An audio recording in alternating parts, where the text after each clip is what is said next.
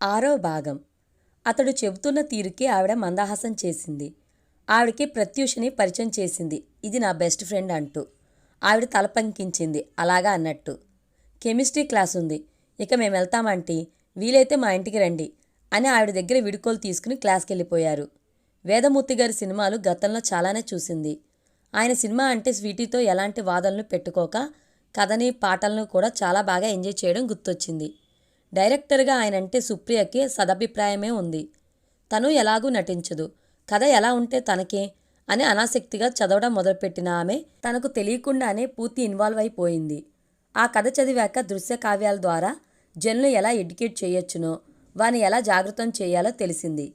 తండ్రి ఆమెను ఎందుకు ప్రోత్సహించాడో అర్థం చేసుకుని ఆలోచనలో పడింది.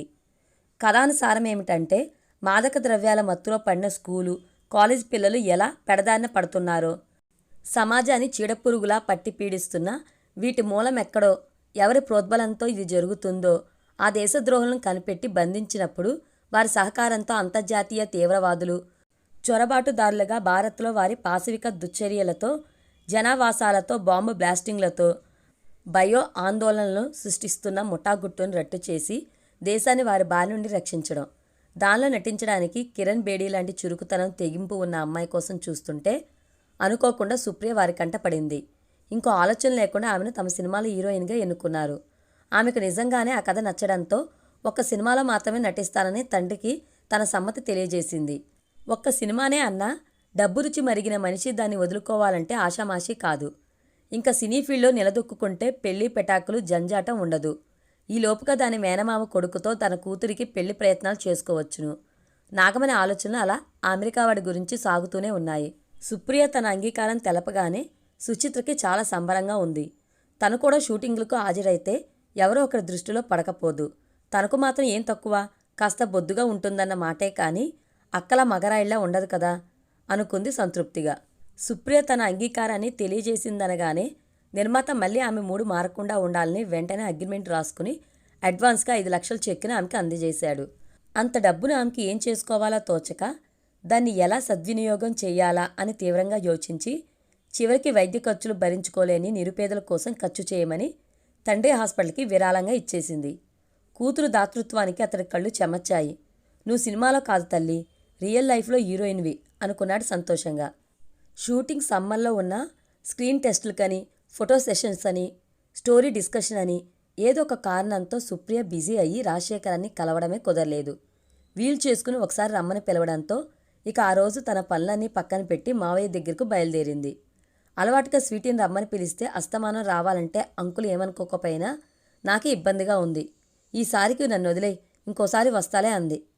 పొద్దున వేళ మబ్బులు పట్టి ఉండడం, చిరుజల్లులు కురవడంతో 4 రోజులుగా జాగింగ్ కూడా బంద్ అయ్యి మావయ్యని కలవడం కుదరకపోవడంతో ఎలాగైనా ఈరోజు ఆయన కలవాలన్న పట్టుదలతో బయలుదేరింది.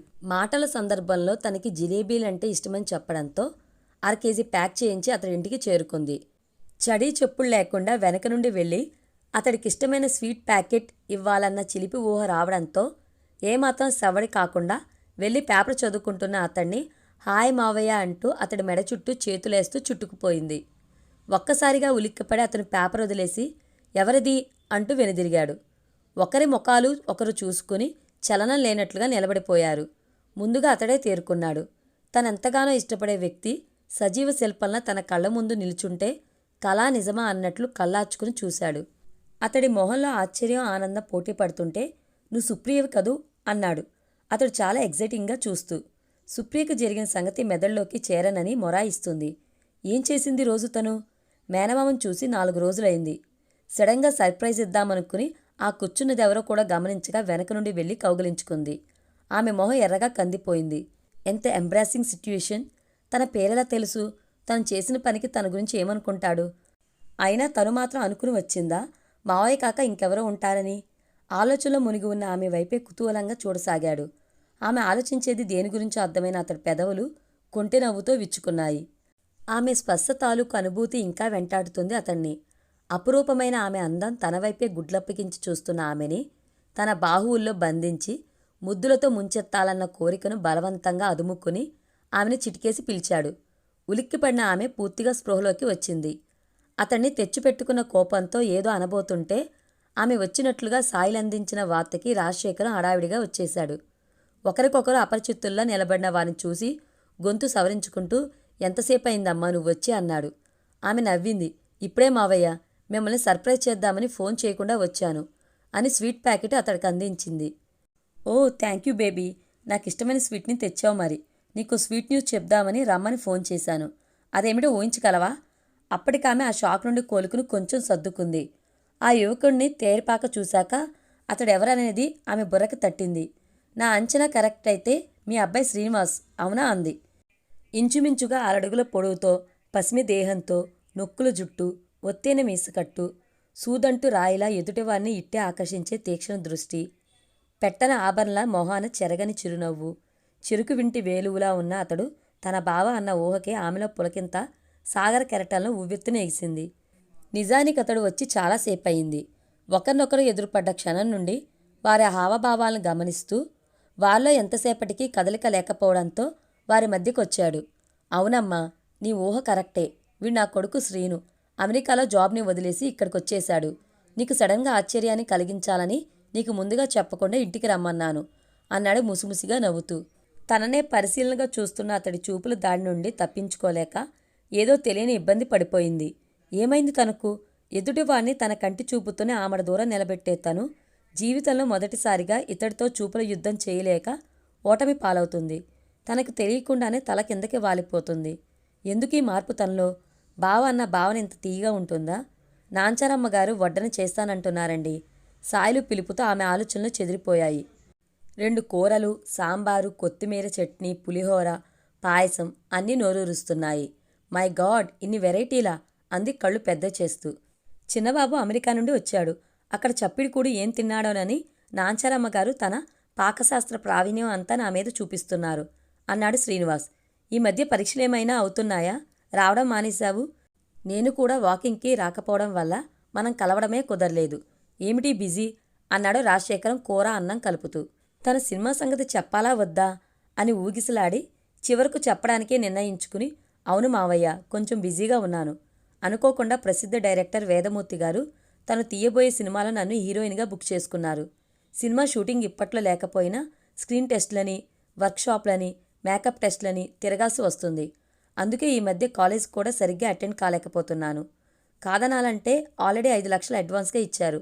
అది హాస్పిటల్ డెవలప్మెంట్కి డాడీకి విరాళంగా ఇచ్చేశాను. సినిమాలో నటిస్తుందా? ఇప్పుడు అంత అవసరం ఏమొచ్చింది అని మనసులోనే అనుకున్న రాజశేఖరం తన భావాలు బయటికి కనబడనీయక అలాగా అన్నట్టు తలూపాడు. Jeans pant, T shirt, boy cut hair స్టైల్తో ఉన్న ఆమెను చీరలో ఎలా ఉంటుందో ఊహించుకుని, నువ్వు హీరోయిన్ అంటే నమ్మబుద్ధి కావడం లేదు. నువ్వు అసలు వారికెలా పరిచయం అన్నాడు శ్రీనివాస్ కుతూహలంగా. సుప్రియ చురుగ్గా చూసింది. నన్ను ఏదో కల్చరల్ ప్రోగ్రాంలో చూశారట. నేను నటించను మొర్రో అన్నా వినక నా వెంట పడ్డారు. డాడీ కూడా కథ చదివి ఇన్స్పైర్ అయ్యారు. నేను కూడా కథ చదివాక సినిమా అంటే నా దృక్పథాన్ని మార్చుకుని దృశ్య కావ్యం ద్వారా మంచైనా చెడ్డైనా ప్రజల హృదయాల్లోకి సులభంగా చొచ్చుకుని వెళ్ళగలదని గ్రహించాను. అందుకే మావయ్య, ఆ స్వభావానికి విరుద్ధమైన ఒకే ఒక్క సినిమాలో నటించాలని నిశ్చయించుకున్నాను. శ్రీనివాస్ ఆమె వైపు అడ్మైరింగ్గా చూడసాగాడు. ఈ రోజుల్లో ఇటువంటి అమ్మాయిలుంటారా? ఎంతసేపు మోడర్న్ దుస్తులతో పాటు వారి ఆలోచనలు విహంగాలై ఆకాశంలోకి విహరిస్తాయి. ఎంతసేపు నగర జీవులు, అందులో వయసులో ఉన్న యువత దృష్టి వారి స్నేహితులతో పార్టీలు, పబ్బులు, సినిమాలు, డిస్కోటెక్లు అంటూ పనికిరాని చేష్టలతో తమ ఆనందాన్ని వెతుక్కుంటారు. తన తండ్రి ఈమె గురించి చెప్పినప్పుడు ఏదో అనుకున్నాడు. కానీ మగరాయిళ్ల రఫ్ అండ్ టఫ్గా పైకి అనిపిస్తున్నా దాని వెనుకున్న మనసు మాత్రం చాలా సున్నిత భావాలతో ఉంది. 5 లక్షల డబ్బు విరాళంగా ఇవ్వడమే కాదు, తనకు చెందాల్సిన ఇంటిని కూడా తమనే వాడుకోమందంటే చాలా సహృదయత, సంస్కారం ఉండాలి. అన్నం తినకుండా తన్నే చూస్తున్న అతడి చూపులు సుప్రియకి గుచ్చుకుంటున్నాయి. ఆమె ఇబ్బందిగా కదిలింది. ఇంతకీ మా ఇంటికి ఎప్పుడొస్తున్నారు అంది. రాజశేఖరం సాలోచనగా చూశాడు. సండే అయితే బెటర్ కదా, డాడీ నువ్వు ఇంటి దగ్గరే ఉంటారు. అవునా అన్నాడు. ఆమె తలాడించింది. ఏమైనా ఆపరేషన్ కేసులుంటే డాడీ క్లినిక్కి వెళ్తారు, లేకపోతే ఇంటి పట్టునే ఉంటారు. మీరు వస్తానని కన్ఫర్మ్ చేస్తే డాడీని ఇంట్లో ఉండమని చెప్తాను. మిమ్మల్ని చూసి సంతోషిస్తారు. శ్రీనివాస్ చెప్పే అమెరికా కబుర్లు వింటూ చాలాసేపు కూర్చుండిపోయింది. సడన్గా టైం చూసుకుని ఆమె కంగారుగా లేచింది. నేనొచ్చి చాలాసేపు అయింది మావయ్య, కొంచెం రికార్డు వర్క్ ఉంది, వెళ్ళొస్తాను అంది. తను బయలుదేరుతుంటే శ్రీను మొహంలో కదలాడిన అయిష్టాన్ని గమనించి మనసెందుకో చాలా హాయిగా అనిపించింది. ఈరోజే మొదటిసారి చూడడం అతన్ని అయినా అరమరికలు లేకుండా ఎన్నో జన్మల సాన్నిహిత్యాన్ని అనుభవించింది. బహుశా రక్త సంబంధం అంటే ఇదేనేమో. శ్రీను బావ తలపులతో నవ్వుకుంటూ ఇంట్లోకి వచ్చిన ఆమెకి ఎదురుగా కనబడ్డ దృశ్యం స్థానువం చేసింది. దాదాపు సుచిత్రను ఆనుకుని ఆమె మీదకి వంగి గుసగుసలాడుతున్న మనోహర్ సుప్రియను చూడగానే తడబాటుగా లేచి నిల్చున్నాడు. సుచిత్ర కూడా కంగారుగా హడావిడిగా మూతి తుడుచుకుంది. నేను వస్తాను సుచి, మళ్ళీ కలుద్దాం అంటూ జారుకున్నాడు. ఏం చేస్తున్నావు, పిన్ని లేదా అంది గద్దిస్తూ. జవాబు చెప్పడం ఇష్టం లేదన్నట్లు సుచిత్ర తలగరేసి మొహం తిప్పుకొని తన గదిలోకి వెళ్ళిపోయింది. వాళ్ళిద్దరూ గదిలో కూర్చుని ఏం చేస్తున్నారు, ఎందుకంత కంగారు పడ్డారు? తను కాదన్నదని మనోహర్ శుచి వెంట పడుతున్నాడా? అన్నీ శేష ప్రశ్నలే. రికార్డు రేపటికల్లా సబ్మిట్ చేయాల్సి రావడంతో తన ఆలోచనలకు స్వస్తి చెప్పి రాసుకోవడంలో మునిగిపోయింది. రికార్డు పూర్తి చేసి షెల్ఫ్లో పెడుతూ తను ఎవరో గమనిస్తున్నారన్న అనుమానం రావడంతో తలెత్తి చూసింది. గుమ్మానికి చెరోవైపు 2 చేతులు ఆంచి మనోహర్ అడ్డంగా నిలబడి తన్నే గమనిస్తున్నాడు. ఎంతసేపు అయిందో వచ్చి? పనిలో పడి తను చూడనే లేదు. తన చెల్లెళ్ళతో అతడు సన్నిహితంగా ఉన్న విషయం తను చూసిందని తెలిసి కూడా ఏమెరగనట్టు ఇక్కడికి రావడంలో ఎంత ధైర్యం? ఏం కావాలి నీకు అంది కోపాన్ని గొంతులో పలికిస్తూ. అతడు నీళ్లు నమిలాడు. ఏం లేదు ప్రియా, నీతో ఒక విషయం మాట్లాడాలి. ఆమె అతన్ని మింగేసేలా చూస్తూ ముందా దరిద్రం పిలుపు మానుకో, నాకు కంపరంగా ఉంది. ఆమె కోపానికి భయపడినట్టుగా నాలుగు కొరుక్కుని పొరపాటున పిలిచాను. ఇక నిన్నలా పిలవనులే అన్నాడు నవ్వు పులుముకుంటూ. ఇంకా ఆమెలో కోపం తగ్గలేదు. నా చెల్లెలతో కూడా చనువుగా ఉండడం గమనిస్తున్నాను. ఈసారి ఎప్పుడైనా మళ్ళీ అలా కంటపడ్డావో మా డాడీకి చెప్తాను అంది హెచ్చరికతో కూడిన బెదిరింపుతో. అతడికి నోరు తడారిపోయి చెప్పాలనుకున్న మాటలు గొంతులోనే ఉండిపోయి బయటకు రాకపోవడంతో ఆమె వైపు బ్లాంక్ ఫేస్తో చూశాడు. అతడి నుండి అలికిడి లేకపోవడంతో బుక్స్ సర్దుకుంటున్న ఆమె వెనుతిరిగింది. ఇక్కడ నిలబడి నా టైం వేస్ట్ చేయక ఏం చెప్పాలో చెప్పి వెళ్తే నాకు పనుంది. కుండబద్దలు కొట్టినట్లుగా చెప్తున్న ఆమె ధోరణికి మనసులోనూ గొనుక్కున్నాడు. దీన్ని ఎవడు చేసుకుంటాడో కానీ నెల తిరగకుండా విడాకులు మోహన పారేసి చక్కాపోతాడు. చెప్తావా వెళ్తావా నిలదీస్తున్న ఆమెతో. మరేం లేదు, చిన్నప్పటి నుంచి నిన్ను నాకిచ్చి పెళ్లి చేస్తానని మా అక్క, అమ్మ నాలో చాలా ఆశలు రేపారు. నీతో పెళ్ళైతే నా లైఫ్ సెటిల్ అయినట్లేనని ఆశలు పెంచుకుంటూ వచ్చాను. కానీ రోజు రోజు నేను నీకు తగిన వాడిని కాదనే సంగతి నాకు అర్థం కావడమే కాదు, నువ్వు కూడా నన్ను పెళ్లి చేసుకోవడం ఇష్టం లేదని తేల్చి చెప్పేశావు. కాబట్టి ఈ ఉపోద్ఘాతం అంతా దేనికో అర్థం కాక విసుగ్గా చూసింది.